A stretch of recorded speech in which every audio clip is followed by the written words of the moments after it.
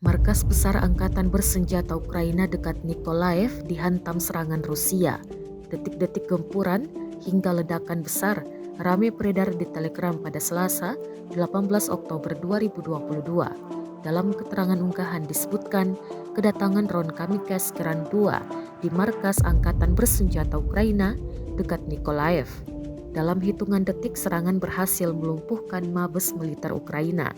Selain di mabes Ukraina, Rusia juga melancarkan serangan drone Kamikaze atau menabrakkan diri ke ibu kota Ukraina, Kiev. Serangan itu menyebabkan rentetan ledakan dan menimbulkan korban tewas.